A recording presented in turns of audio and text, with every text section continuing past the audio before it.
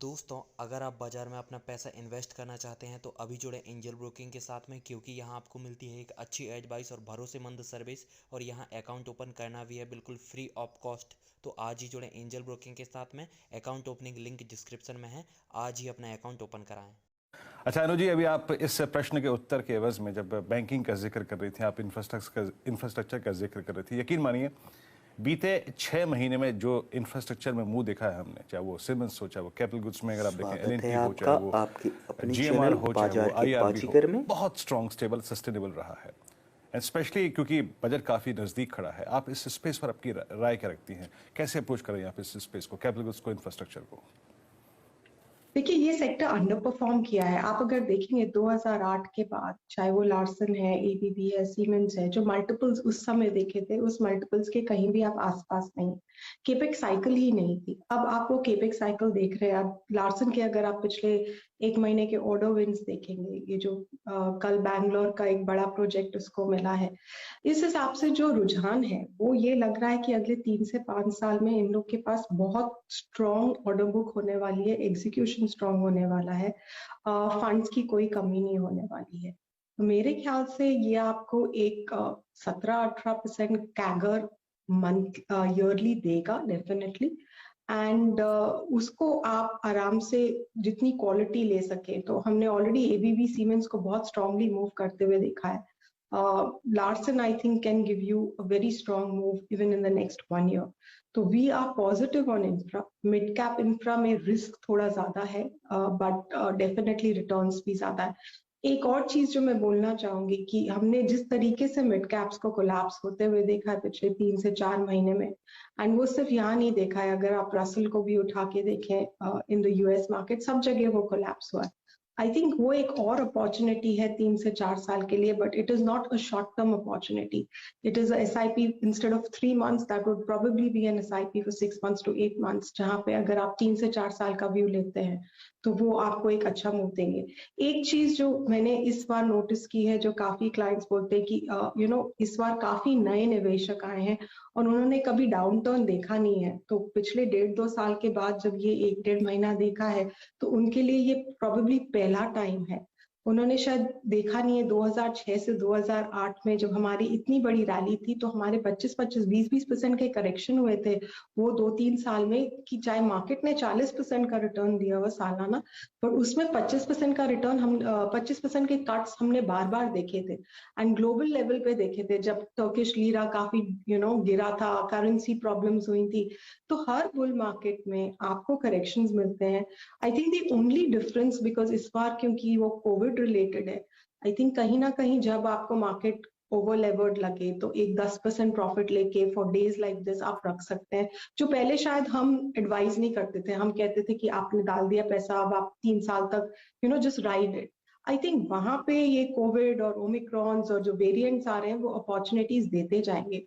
तो कहीं ना कहीं 10 से 15% प्रॉफिट जब भी मार्केट एक बहुत अच्छा move they, I think that's worth taking. That's the change in investment advice that I'm probably instituting in our systems. ये तो 2 बहुत बढ़िया बातें आपको अनु जी ने बताई है। निवेश वो कीजिए जहां पर आपको रात की नींद बहुत अच्छी आए, अगर ज़बरदस्त प्राइस इरोजन भी हो। और अब जो वॉलेटिलिटी का दौर हमारे साथ आता हुआ दिख रहा है, अच्छा मोमेंटम लॉन्ग साइड पर मिले तो वहां पर मुनाफा ज़रूर वसूल करें, उस दिन के लिए कि जब बाजार डिप में आएगा तो ख़रीदारी के लिए पैसे हों।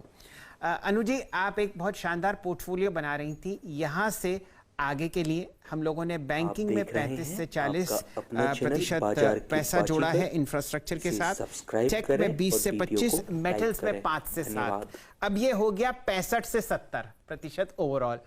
बताइए, 35 से बचा हुआ 30% कहाँ लगाएंगे आप पैसा? देखिए, हर किसी की रिस्क कैपेसिटी अलग होती है। अगर आप रिस्क टेकर हैं तो आप mid caps, fine chemicals, real estate, ये सब अपकमिंग सेक्टर्स हैं जहां पे हाई रिस्क हाई रिटर्न है। और अगर आप एक low risk but medium returns देखना चाह रहे हैं, तो आपके पास FMCG है, फार्मा है। तो वो सेक्टर्स थोड़े इंडिविजुअल टेस्ट के ऊपर बिल्ड करते हैं, एंड जिस हिसाब से आपको कंफर्ट हो, वो उस हिसाब से आपको उस सेक्टर्स में एलोकेशन देना चाहिए।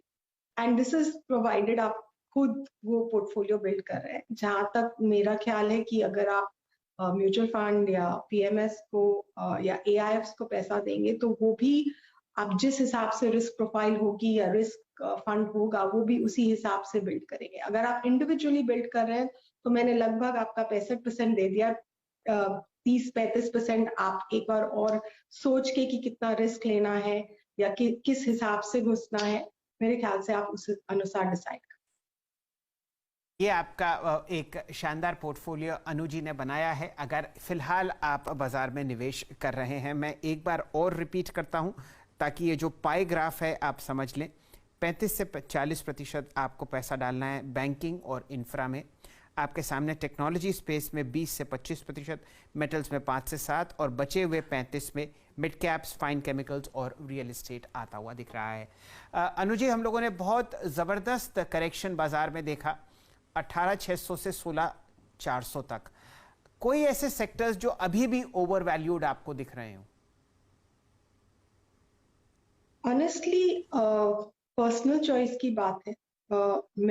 हमने हर बार देखा है जब इन्फ्लेशनरी ट्रेंड होता है तो FMCG does very well, but इस बार मुझे कन्विक्शन एफएमसीजी में थोड़ा कम है एंड ये एक इंडिविजुअल चॉइस है। I think they will still give you market returns, but I think market plus returns will not be there in FMCG. So I think valuations जहाँ पे 60 और 65 और 70 होते हैं, एंड क्योंकि ऐसा नहीं है कि आपके ये जितने यूनिकॉर्न्स लिस्ट हो रहे हैं वो भी एक मल्टीपल का कोई कॉन्सेप्ट ही नहीं है वहां पे, बट वहां पे आप ग्रोथ प्रीमियम प्लेस कर रहे हैं। एंड एक चीज जो शायद मैंने दिवाली पे भी आपको कही थी कि वो जो हमारे लिए एक सिक्योरिटी ब्लैंकेट होता था कि जब मार्केट गिरता था तो आपको फार्मा और एफएमसीजी सपोर्ट देते थे, आई थिंक वो एक मैंटल आपको आईटी ने पकड़ के दिखा दिया है कि ग्रोथ भी दे रहा है और सिक्योरिटी भी दे रहा है।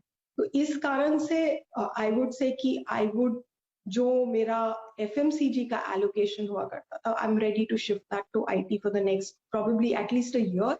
जब तक वो ग्रोथ आपको हायर टीन्स में मिल रही है तब तक तो मैं एफएमसीजी के बजाय I would play it through IT. जी, इनफैक्ट यकीन मानिए अनु जी, मैं इसी प्रश्न पे आ रहा था कि आप आईटी पे अगर आप देखें काफ़ी फोकस कर रही हैं, आपने खुद ही कहा, और जो डिजिटल और डिजिटाइजेशन की वेव चली है पिछले 1-1.5 साल में उसमें सबको बेनिफिट काफ़ी मिला।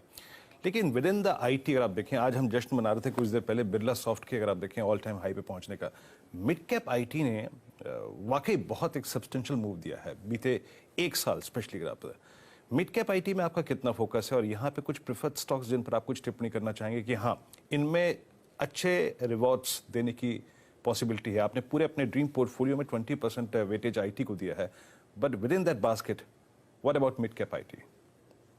देखिए, वैल्यूएशन वाइज देखेंगे तो जिस तरीके से 1 साल में चले हैं, हमारी एक रिसर्च है, I have a white list which is हमारी रिसर्च की कवरेज।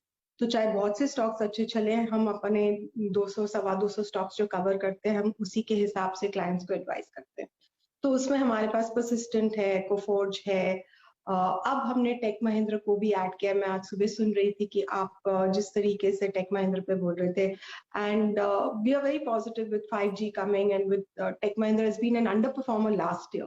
तो I think though it's not a small cap or a mid cap, I think वो एक स्टॉक बहुत अच्छा लगता है। इन्फोसिस हमारा टॉपिक रहा है लार्ज कैप्स में, वो रहेगा। I think persistent is something जहाँ पे हम काफी टाइम से पॉजिटिव है और हम रहेंगे उस पे पॉजिटिव। नॉट टू से कि माइंडट्री या एम्फेसिस और ये सब नहीं चलेंगे, बट दिस इज जस्ट हमारे रिसर्च और हमारे एनालिस्ट की जो पिक्स हैं उनके ऊपर उनको तवज्जो देते हुए और उनके कंप्लीट रिस्पेक्ट देते हुए, I think that would be our top picks which would be inclined to